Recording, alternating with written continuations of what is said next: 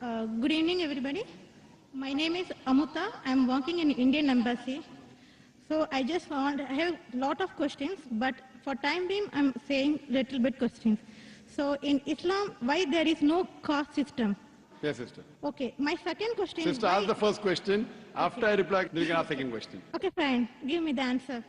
Sister asked the question, why in Islam there's no caste system? Because in Islam we believe that all the human beings are equal, unlike in Hinduism. Quran says in Surah Hujurat, chapter 49, verse number 13, Ya ayyuhan nasu inna khalaqnakum min zakarin wa unsa wa ja'alnakum shu'uban wa qaba'ila lita'arafu inna akramakum indallahi atqakum inna Allaha alimun khabir. O humankind, we have created you from a single pair of male and female and have divided you into nations and tribes so that you shall recognize each other, not you shall despise each other. And the most honored in the sight of Allah subhanahu wa ta'ala is the person who has taqwa. The criteria for judgment in the sight of Almighty God for a human being to be superior to the other human being, it's not sex, it's not caste, it's not color, it's not wealth, it's not age, but it is taqwa, it is God consciousness, it is piety, it is righteousness. The only way one human being can be superior to the other human being, it's not by wealth, it's not by age, it's not by sex, but it is by piety, it is by God consciousness, it's by righteousness. Unlike Hinduism, when we read the Vedas, it's mentioned that Almighty God, He created the Brahmin class, the learned class from the head. That's the first caste. Then He created the warrior class, the Kshatriyas, from the chest. Then from his stomach and thighs, He created the business community, the Vaishyas. And from the feet, He created the Shudras, that's the untouchables, that's the lower caste. So this is what is mentioned in the Vedas. In Islam, we believe that all the human beings are equal.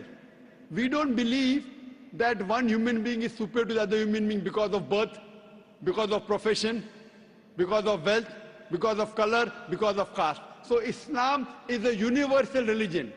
Unlike in the Vedas, what they say that you have to stick to your profession. Because, it was mainly controlled by the Brahmins, which is again, small percentage. Minute percentage, and they say that if you're born as a Shudra, you remain a Shudra, you serve the Brahmin, next life maybe you may become a better person. No, this is all ideology. So that, they want to keep the low person will remain low, and the rich and the top people remain top. In Islam, we believe in equality. And Islam is a religion for all the human beings. That is the reason Islam is against caste system. Hope that answers the question, sister. Okay, sir, I have one more doubt. So why you are saying the Muslim is Sayyid Muslim or Sunni Muslim or Shia? So what is that? Sister said that why am I saying Sayyid Muslim and Shia Muslim Sunni? I never said Sayyid Muslim, Shia. Muslim is the one who submits his will to Almighty God. In Islam, there is no sect. Allah says in the Quran in Surah Al-Imran chapter 3 verse number 103, وَاتَصِمُوا بِحَبْلِ اللَّهِ جَمِيعًا وَلَا تَفَرَّقُوا. Hold to the rope of Allah strongly and be not divided. There is no Sayyid Muslim and Sunni or this. Yes, the family. Fine, you may belong to a family. You may belong to a Sheikh family. You may belong to Sayyid family. To know your roots, that does not mean a person is superior. A Khan is superior to a Sheikh or a Sayyid. No. It is belonging to your roots.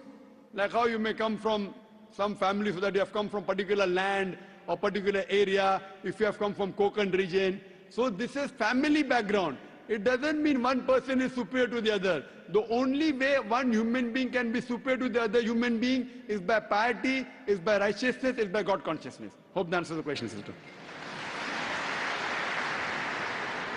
Okay, second question. Why in Islam marriages no horoscope is seen? Sister asked the question that why in Islam during marriages no horoscope is seen.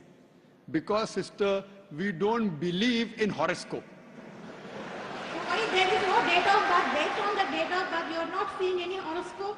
Yes, sister, I'll come to it. I will tell you what Hinduism says, because I studied Hinduism. In Hinduism, they believe in horoscope. Kundali. You know Kundali? Yeah, I know. It's called Kundali. Yes, you know, sister. When Kundali, you tell your date of birth, then they say that this sun was there, and this Shagun, and this Grahan came. This is a science. But this science is not established science. It's a hypothesis. It says that if you are born on this date, then this Grahan comes and this planet goes there and this. It is a science, but it's not an established science. It's not hard science like what we read in our college, biology, physiology, embryology. It is what they believe. It's an assumption. And then they talk about future. Everything what they mention in the Kundli does not come out to be true. We in Islam are against fortune telling. Quran says in Surah Ma'idah, chapter number 5, verse number 90, Ya alladhina amanu, innamal khamru wal maisuru. Oh, you believe, most certainly intoxicant and gambling, wal anzabu wal aslamu, dedication of stones, divination of arrows, rijsum min amali shaitan. These are Satan's handiwork. Fashtanibu lalakum tuflihun. Abstain from this handiwork that you may prosper. Quran says this fortune telling, divination of arrows, they are Satan's handiwork. Abstain from it that you may prosper. So in Islam, we do not believe in this.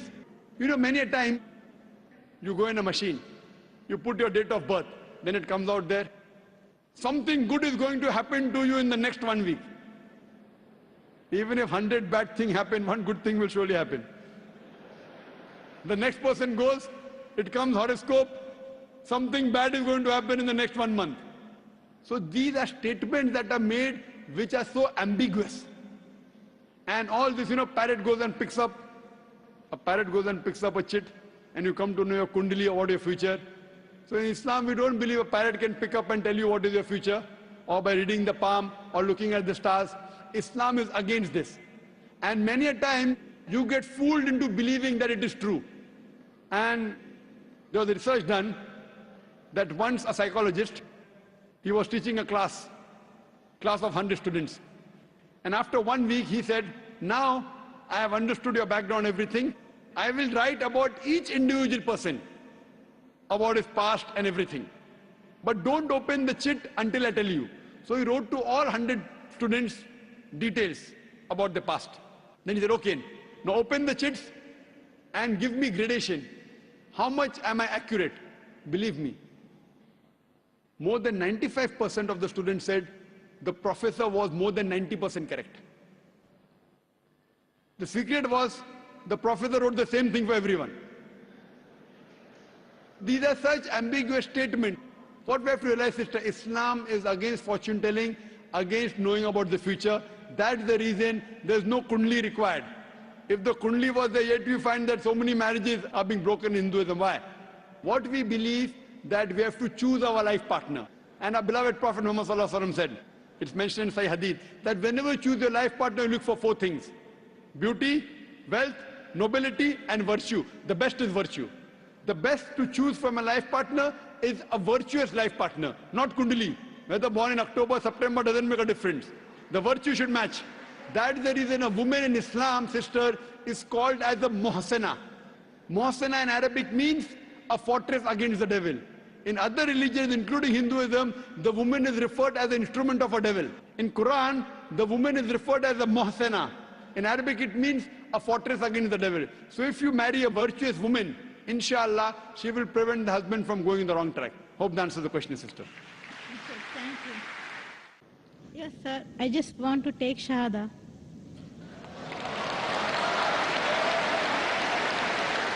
MashaAllah. The sister who asked the question earlier, and I believe you're a Hindu sister? Yeah, I'm Hindu. Yes, the sister who had the earlier question, MashaAllah, Allah gave her hidayat and she wants to accept Islam. I want to ask you, sister, do you believe there is one God? Yeah, I believe in Do you God. believe that Almighty God has got no images? Yes, sir, I believe. Yes, and you believe that there's no one to worship besides Allah? Yeah, I believe Allah is the great. Do you believe Prophet Muhammad is the last and final messenger of this God? Yes, I believe. Inshallah, I'll say in Arabic and you repeat it, sister. Ashhadu. I'll say in Arabic and you repeat it, sister, slowly. Okay. Ashhadu. Hashadu. Allah. Allah. Ilaha. Ilaha. Illallah. Illallah. Wa ashhadu. Washadu. Anna. Anna. Muhammadan. Muhammadan. Abduhu. Abdu. Wa rasuluhu. Wa. Wa rasuluhu. Wa Rasulu. MashaAllah, sister.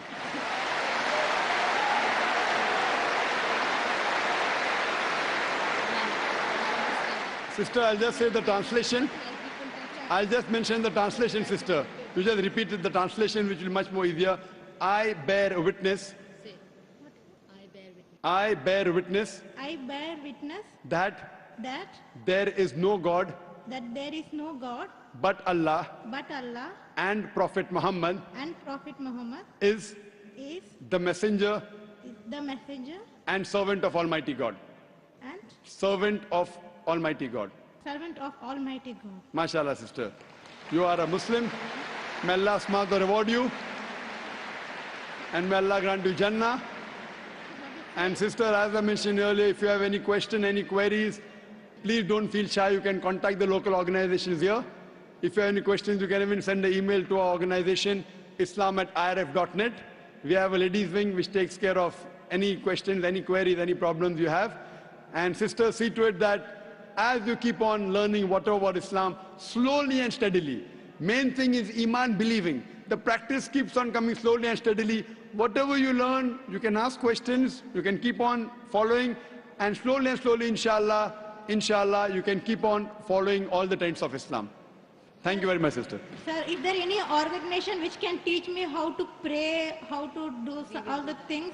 I'm sure there is an organization, Darul Bir. The organization I know in Dubai, Darul Bir. I'm sure there are lady organizations. And I think there's Sister Yasmin, who is the wife of my friend Brother Najmuddin. Surely Sister Yasmin will be somewhere in the ladies wing. They have a ladies organization. You can contact the volunteer, and inshallah they'll help you out in teaching you how to pray, how to offer salah, and the other aspects of Islam. Thank you, sister.